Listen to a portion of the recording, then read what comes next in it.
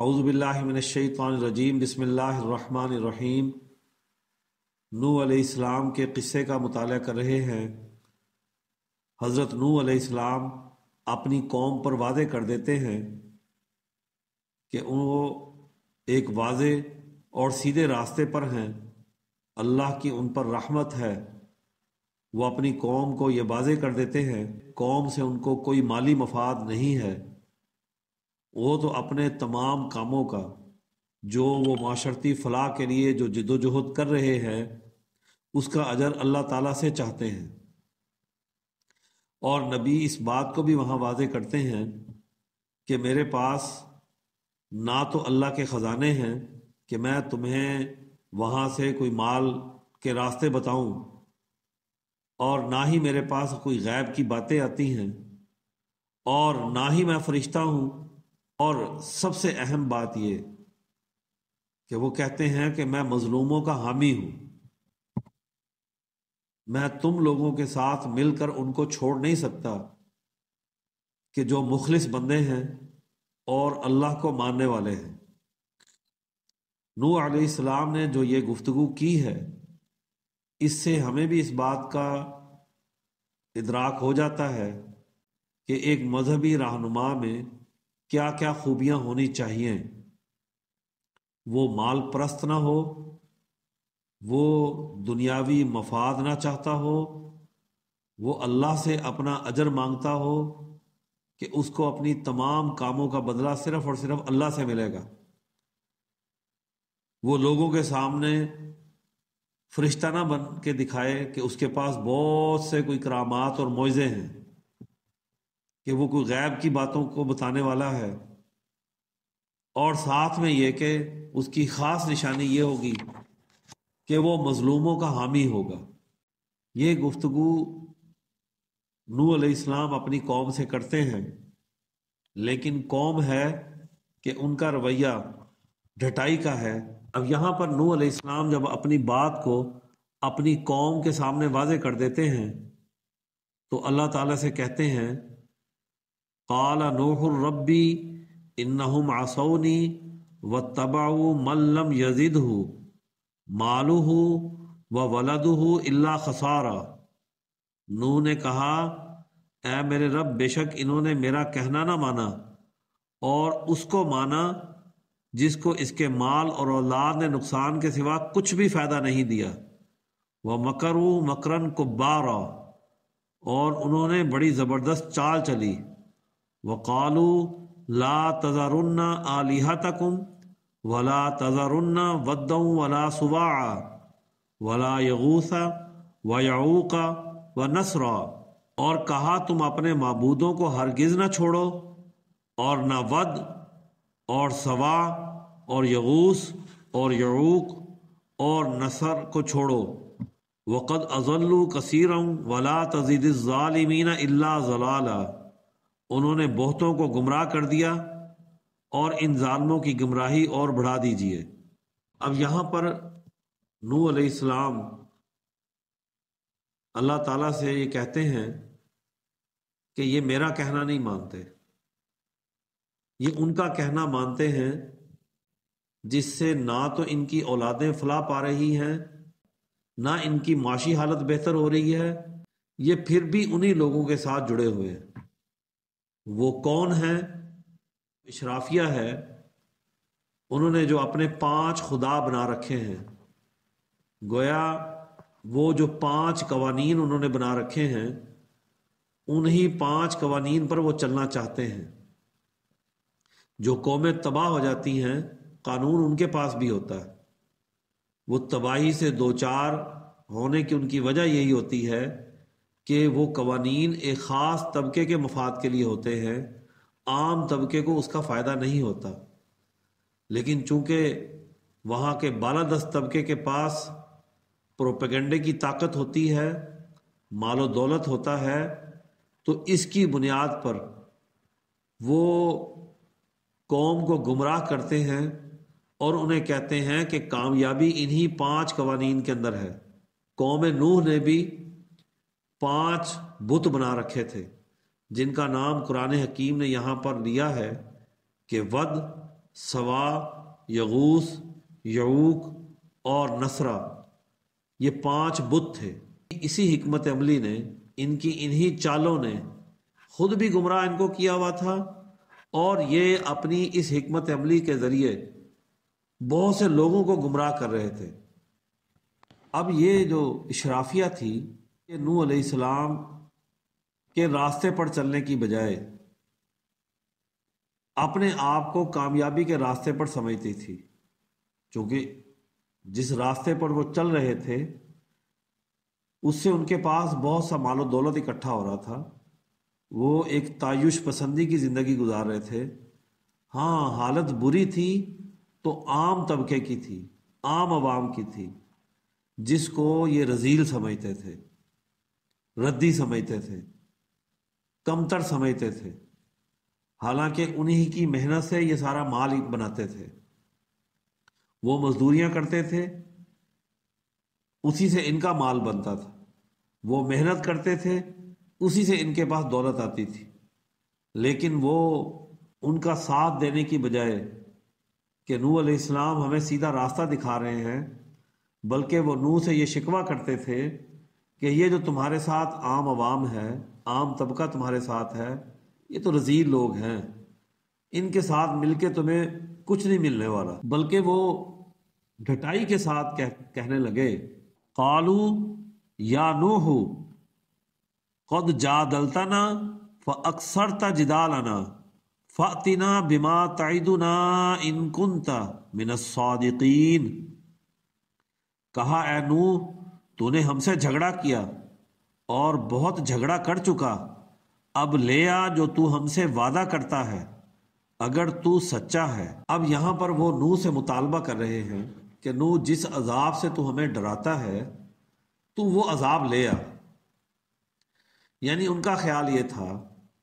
کہ یہ کمزور لوگوں کے ساتھ مل کر کیا کر لیں گے۔ اب نوح علیہ السلام انہیں کہتے ہیں، قال انما یأتیکم بہ اللہ ان شاء وما انتم بمعجزین۔ نوح نے کہا، اسے تو اگر چاہے گا اللہ ہی لائے گا اور تم اسے روک نہ سکو گے۔ ولا ینفعکم نصحی ان اردت ان انصح لکم ان کان اللہ یرید ان یغویکم هو ربکم والیہ ترجعون۔ اور میری نصیحت تمہیں فائدہ نہ دے گی، خواہ میں کتنی ہی نصیحت کرنا چاہوں، اگر اللہ کو تمہیں گمراہ رکھنا ہی منظور ہے تو وہی تمہارا رب ہے، اسی کی طرف تمہیں پھر جانا ہے۔ تو اب یہاں پر نوح علیہ السلام اس بات کو واضح کر رہے ہیں کہ یہ جو عذاب ہے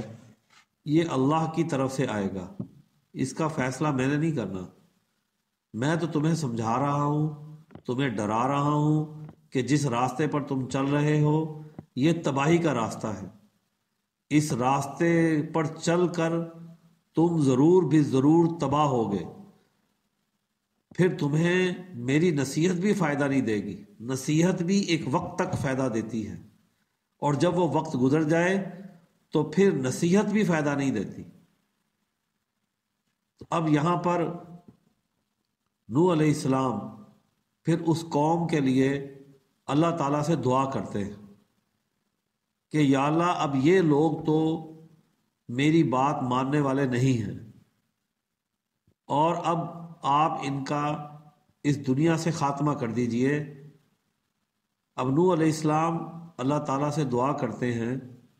قوم کے گمراہ طبقے کے لیے بد دعا کرتے ہیں کہ اب یہ تو اس بات کو سمجھنے کے لیے تیار نہیں ہے، ان کی حکمت عملیاں سوسائٹی کے باقی طبقے کو بھی گمراہ کر رہی ہیں۔ اللہ تعالیٰ سے مطالبہ کرتے ہیں کہ اللہ آپ ایسا کیجئے کہ اب اس دنیا کے اندر کسی کافر کو نہ چھوڑیے۔ وہ دعا کرتے ہیں، وقال نوح ربی لا تذر علی الارض من الکافرین دیارا۔ اور نوح نے کہا، اے میرے رب، زمین پر کافروں میں سے کوئی رہنے والا نہ چھوڑ۔ انک ان تذرہم یضلوا عبادک ولا یلدوا الا فاجرا کفارا۔ اگر تو نے ان کو چھوڑ دیا تو تیرے بندوں کو گمراہ کریں گے، اور نسل بھی جو ہوگی تو فاجر اور کافر ہی ہوگی۔ یعنی اگر معاشرے کا ماحول غلط ہو تو اس سے آنے والی نسلیں بھی غلط راستے پر ہی چلتی ہیں۔ معاشرے کا اجتماعی نظام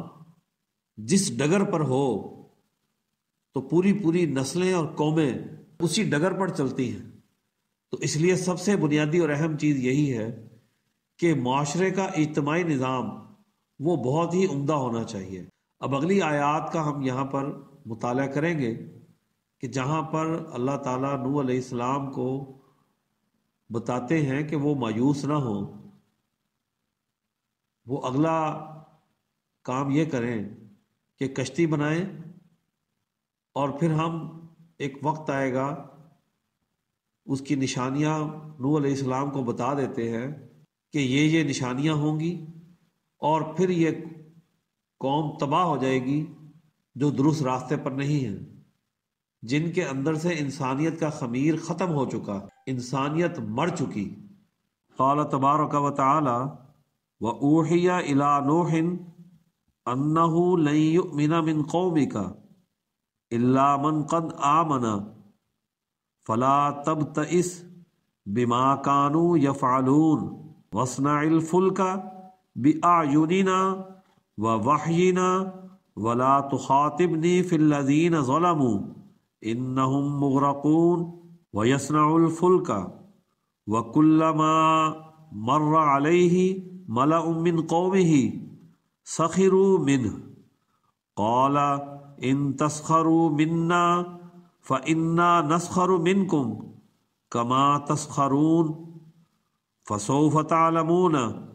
مَن يَأْتِيهِ عَذَابٌ يُخْزِيهِ وَيَحِلُّ عَلَيْهِ عَذَابٌ مُقِيمٌ حَتَّى إِذَا جَاءَ أَمْرُنَا وَفَارَ التَّنُّورُ قُلْ نَحْمِلْ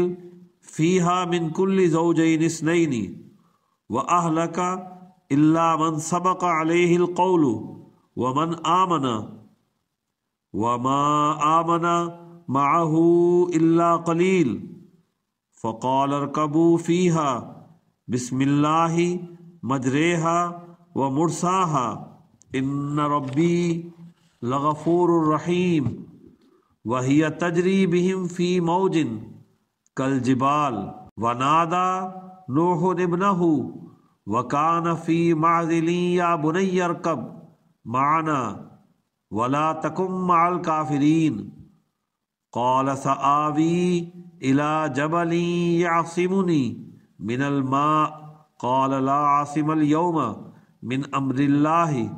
إِلَّا مَن رَّحِمَ وَحَالَ بَيْنَهُمَا الْمَوْجُ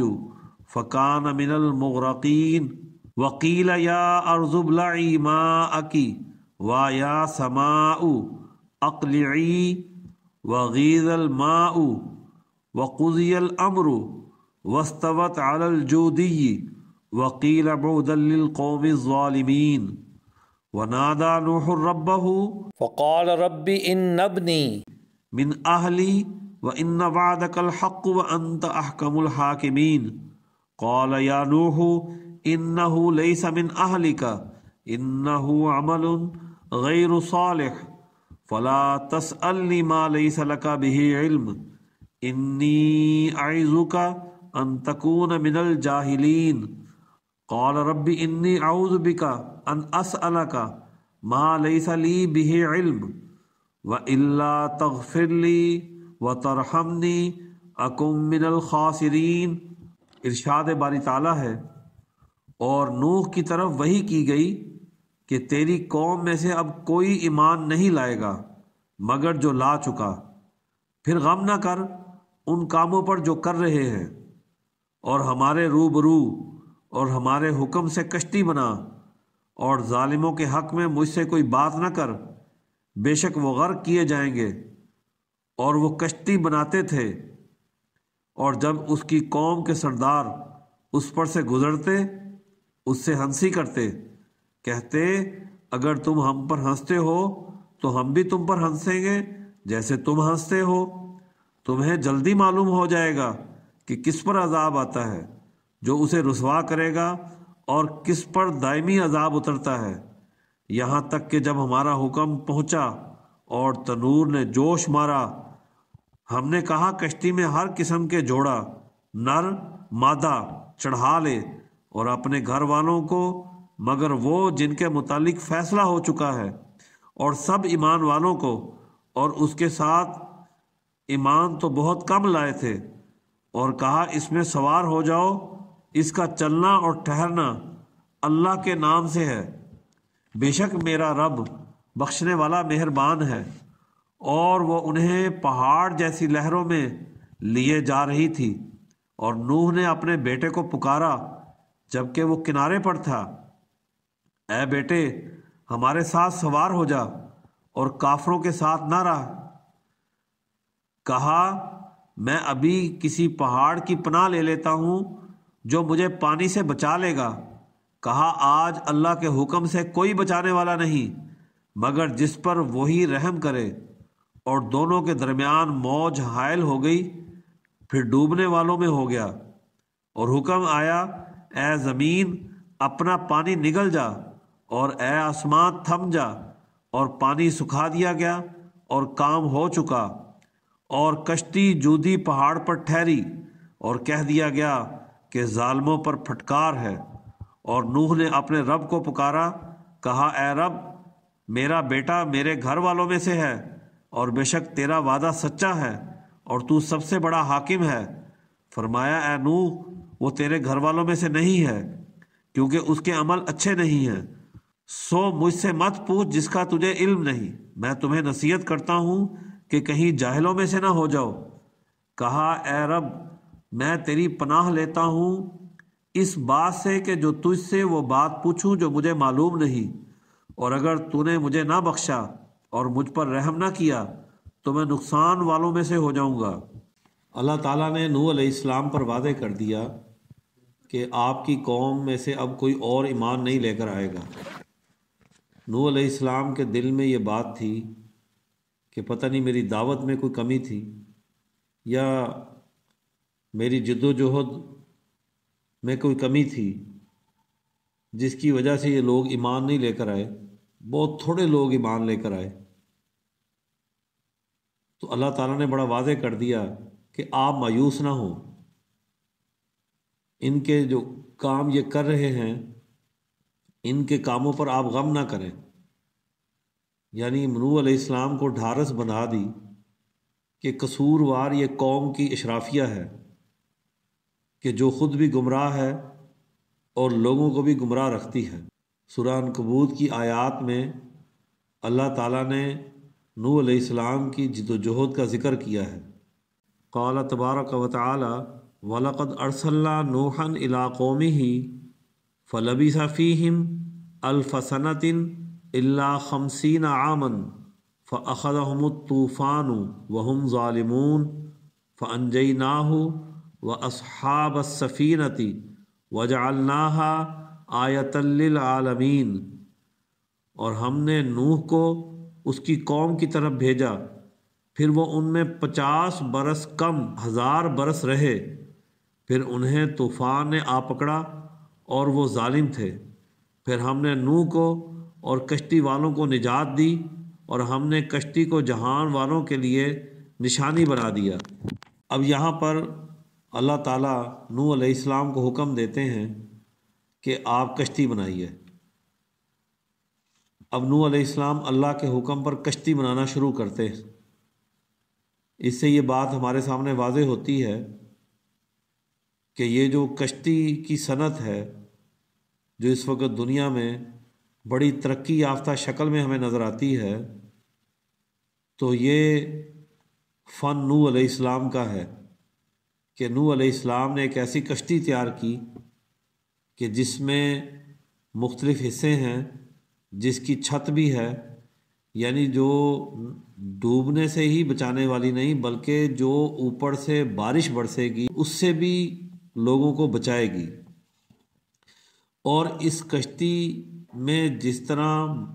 مختلف جانوروں کے جوڑے نر اور مادہ، جیسا کہ قرآن کی آیات سے واضح ہوتا ہے کہ جتنی انواع اس دنیا کے اندر مخلوقات کی تھیں، ان سب کے نر اور مادے کو بھی کشتی میں بٹھایا گیا۔ تو یعنی اس کشتی میں مختلف حصے تھے، ایک حصے میں انسان، ایک حصے میں مختلف جانور۔ گویا یہ جو کشتی ایک پورے جدید، اس دور کے جدید تقاضوں سے ہم آہنگ تھی، اور پھر اگلے دور میں یہی کشتی سازی کا عمل پروان چڑھا، یہی جہاز بانی کا کام پروان چڑھا، اور اس کے نتیجے میں یہ جدید شپ جو ہمارے چلتی ہوئی نظر آتی ہیں، تو یہ اسی دور کا آغاز ہے۔ اب یہاں پر قوم کے لوگ نوح علیہ السلام کا مذاق اڑاتے ہیں۔ یاد رکھیں، جو غیر سنجیدہ طبقہ ہوتا ہے وہ ترقی کا مخالف ہوتا ہے، وہ عوامی فلاح کا مخالف ہوتا ہے، وہ نئی نئی چیزوں کو قبول کرنے میں ہچکچاہٹ کا عمل اختیار کرتا ہے، بلکہ ترقی کا راستہ دکھانے والوں، نجات کا راستہ اختیار کرنے والوں کا مذاق اڑاتا ہے۔ اس کی وجہ یہ ہوتی ہے کہ وہ وسائل کے مالک ہوتے ہیں، مال و دولت کے مالک ہوتے ہیں، وہ چیزوں کو اسی نظر سے دیکھ رہے ہوتے ہیں کہ سب کچھ ہمارے پاس، وسائل ہمارے پاس، طاقت ہمارے پاس، یہ کیسے ممکن ہے یہ ساری چیزیں ہماری ختم ہو جائیں گی۔ تو اب نوح علیہ السلام ان کے اس مذاق کی پرواہ نہیں کرتے، اور سنجیدہ طبقے کو کرنا بھی ایسا ہی چاہیے کہ وہ ایک درست اور واضح راہ کو اختیار کرے اور پھر اس پر چلے، پھر کسی کے مذاق کی پرواہ نہ کرے۔ اب یہ لوگ مذاق کر رہے ہیں کہ ہاں ہاں ہم پر تو عذاب آئے گا، اور تم کشتی میں بیٹھ کر پانی سے بچ جاؤ گے اور ہم پانی میں ڈوب جائیں گے۔ تو پھر جب یہ عذاب کا وقت آ گیا تو اللہ تعالیٰ نے جو نشانیاں بتائی تھیں کہ پانی تنور کے اندر ابلنا شروع ہوگا، اس وقت تم کشتی میں سوار ہو جانا۔ تو نوح علیہ السلام کو جب یہ ساری نشانیاں نظر آئیں تو آپ اس کشتی میں سوار ہوئے، اور پھر ساتھ میں جانوروں کے جوڑے بھی رکھے۔ اب بڑی بڑی موجیں اٹھیں اور ان موجوں نے پوری قوم کو غرق کر دیا، اور صرف یہ کشتی والے اس کے اندر محفوظ رہے۔ اب یہاں پر ایک اور مسئلہ سامنے آتا ہے کہ نوح علیہ السلام کا ایک بیٹا جس کا نام کنعان ہے، وہ نوح علیہ السلام پر ایمان نہیں لے کر آیا۔ اس کا خیال یہ تھا کہ میں کشتی میں سوار نہیں ہوں گا تو میں بچ جاؤں گا۔ نوح علیہ السلام نے اسے کہا دیکھو تو ہمارے ساتھ آ جاؤ، ایمان لے آؤ، محفوظ رہ جاؤ گے۔ اس نے کہا نہیں، جب پانی چڑھے گا تو میں پہاڑ پر چڑھ جاؤں گا اور میں بچ جاؤں گا۔ یعنی نوجوانوں کا شعور اتنا ختم کر دیا جاتا ہے کہ وہ صحیح اور سچی بات نہیں سمجھ سکتے۔ اس لیے اس بات کو بڑی سنجیدگی سے سوچنا چاہیے کہ اگر اجتماعی ماحول خراب ہو، اجتماعی نظام خراب ہو، تو پھر اس سے عام افراد نہیں بچ سکتے، ہماری اگلی نسلیں اس سے محفوظ نہیں رہ سکتی۔ اور محض یہ نسبت کامیابی کا ذریعہ سمجھنا کہ ہم مسلمان ہیں بچ جائیں گے، تو یہاں پر نوح علیہ السلام کے بیٹے کی نسبت ایک نبی کے بیٹے کی تھی کہ اس کا باپ نبی ہے،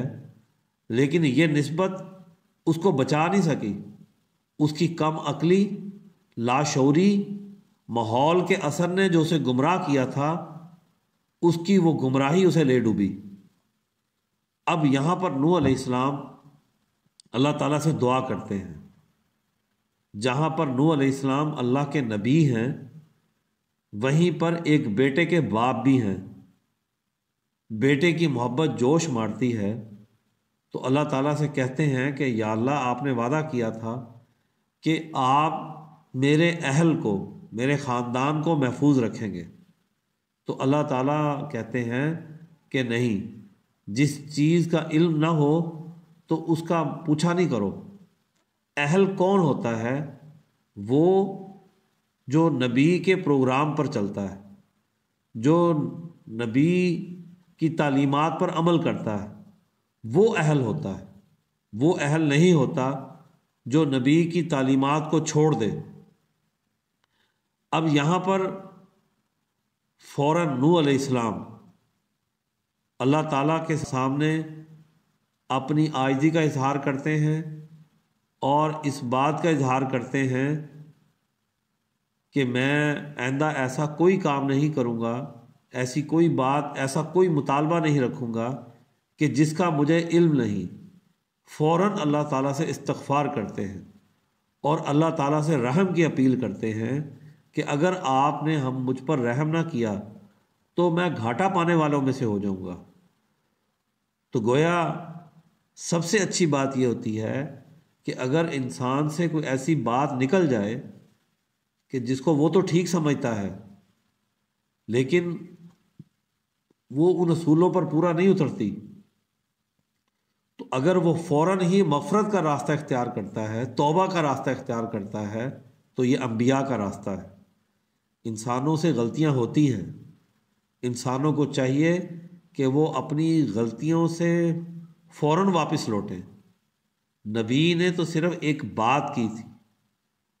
اور عام انسان تو غلطیوں پہ غلطیاں کرتے، عملاً غلطیاں کر دیتے۔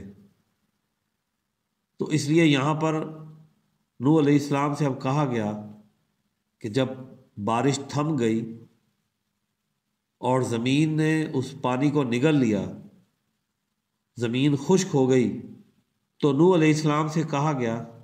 کہ اب آپ اترے اس زمین پر برکتوں کے ساتھ اور سلامتی کے ساتھ۔ اللہ تعالیٰ کی برکتیں تمہارے ساتھ ہوں گی، سلامتی تمہارے ساتھ ہوگی، اور وہ جو فرقے گمراہی کے راستے پر ہوں گے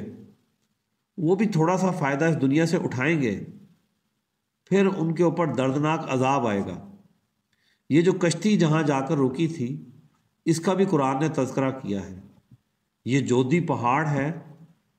جو ارارات کا پہاڑی سلسلہ دریائے فرات اور دجلہ کے درمیان ہے، یہ اس پہاڑی سلسلے کا ایک پہاڑ ہے۔ آپ کے بعد ایک نئے دور کا آغاز ہوا، نئی دنیا بسی، تو اس لیے آپ کو آدم ثانی یا ابو البشر ثانی بھی کہا جاتا ہے کہ آپ کے بعد انسانوں کی نئی پیدائش ہوئی ہے۔ اب یہ سوالات ہیں کہ یہ جو طوفان تھا یہ پوری دنیا میں آیا یا کسی خاص حصے میں آیا؟ نوح علیہ السلام کا جو دور ہے یہ ان انبیاء کا دور ہے جہاں قومی سطح کے نظام بنتے تھے۔ بہت سے مفسرین کی رائے یہ ہے کہ یہ طوفان ایک خاص علاقے کے اندر آیا، پوری دنیا کے اندر نہیں تھا۔ لیکن بعض مفسرین کی یہ رائے بھی ہے کہ یہ طوفان عام تھا، پوری دنیا کے اندر آیا، چونکہ پہاڑوں کے اوپر ایسے چیزیں ملتی ہیں، ایسی ہڈیاں، ایسے فوسل ملتے ہیں، ایسے نشانات ملتے ہیں جو سمندری پانی کے اندر جو چیزیں ہوتی ہیں ان جانوروں کی باقیات پہاڑوں پر ملتی ہیں جو سمندر میں ہوتی ہیں۔ تو اس سے یہ لگتا ہے کہ دنیا کے اندر بڑے بڑے طوفان آئے ہیں، تو یہ اس طوفان کی وجہ سے ہے۔ لیکن جو اس طوفان کو خاص علاقے کا طوفان کہتے ہیں، وہ کہتے ہیں کہ دنیا میں بہت سے طوفان آئے ہیں، مختلف علاقوں میں مختلف طوفان آئے ہیں، یا پھر بعض لوگوں کا خیال یہ ہے کہ یہ زمین کے اوپر جو مختلف دور ہیں اس میں زمین مکمل پانی میں تھی، پھر ایسا ایسا زمین کا حصہ خشک ہوتا رہا اور پھر یہ انسانوں کی آباد کاریاں بڑھتی رہی ہیں۔ تو یہ مختلف خیالات ہیں، مختلف تصورات پائے جاتے ہیں، محققین اپنا اپنا کام کرتے ہیں، لیکن بنیادی چیز جو سمجھنے کی ہے وہ قرآن حکیم کے ان قصص سے عبرت پکڑنا ہے، درست راہ کو اختیار کرنا ہے، غلط راستے سے بچنا ہے۔ معاشرے ایک وقت تک ترقی پر چلتے ہیں، جیسے ادریس علیہ السلام نے معاشرے کو جس ڈگر پر چلایا تھا تو ایک زمانہ بہت ترقی کا گزرا، اقوام نے ترقی کی، لیکن پھر قومیں تباہی کی طرف چلی جاتی ہیں۔ ایک وقت آتا ہے کہ وہ دوبارہ گمراہی کے راستے پر چلی جاتی ہے، پھر معاشروں کو درست راہ پر لانے کی ضرورت ہوتی ہے۔ اس کے لیے پھر کوئی بشیر، کوئی نذیر، انبیاء تشریف لاتے ہیں جو قوموں کو درست راستے پر لے کر آتے ہیں۔ تو اس لیے معاشرتی تباہی پر غور کرنا چاہیے، اس کی اسباب اور وجوہات پر غور کرنا چاہیے۔ ہمیں یہ دیکھنا چاہیے کہ معاشرہ درست راستے پر ہے یا غلط راستے پر، اجتماع انسان کامیابی کے راستے پر ہے یا ناکامی کے راستے پر ہے، مسلسل کامیابیاں مل رہی ہیں یا مسلسل ناکامیاں مل رہی ہیں۔ تو ان کے اسباب اور وجوہات تلاش کر کے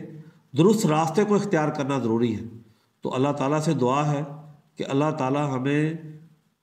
عقل اور شعور عطا کریں، دینی اصولوں کا فہم عطا کریں، ہمیں وہ اجتماعی سوچ عطا کریں جس سے ہم اپنے معاشرے کو درست راستے پر، ترقی کے راستے پر اور دنیا کی اقوام کے اندر ایک باوقار معاشرہ بنا سکیں۔